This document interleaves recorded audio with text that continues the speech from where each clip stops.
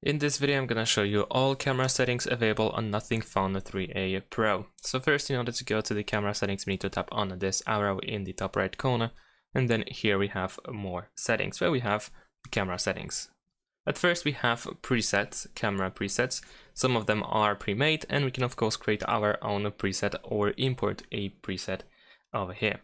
Now these presets can be easily found by simply swiping up on this section where we have camera modes and so on. And here we have different presets, as you can see. Now, let's go back to the settings. Besides that, we can also save the location where the photo was taken or where the video was recorded. And that information can be then found by checking the details of the photo, for example, in the gallery. Then we have the shutter sound. I have my phone muted, so this option is disabled. I cannot turn it on or off, but essentially we can mute the camera sound or the shutter sound, in other words.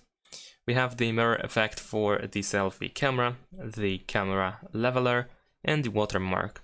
These are the general settings. Below we have some photo settings where we can enable the tap gesture so that we can take a photo if we simply tap on the screen.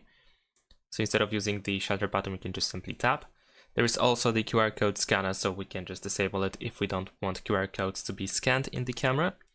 Then we can decide what should happen when we press and hold the shutter button. By default, we just start recording a video, but we can also make burst shot instead, which is quite convenient because there is no other option to actually take the burst shot. There is also the Ultra HDR option, which allows us to make even better HDR photos by increasing brightness accuracy for a more realistic look in native photo apps. Now, of course, this may increase the file size. And there also is the video encoding option for the video mode, where we can switch between H.264 and 265, depending if we prefer better compatibility or better storage efficiency. And of course, the option to reset all settings. And unfortunately, this is everything that we have in camera settings. Of course, besides that, we also have some options in different camera modes. For example, in the photo mode, we have, of course, the flash, the camera timer, the HDR option, exposure, filters, auto tone, motion photo, or the live photo, where we can capture a moving photo, pretty much. There's also the quality, where we can increase to 50 megapixels, the grid lines, and the aspect ratio over here.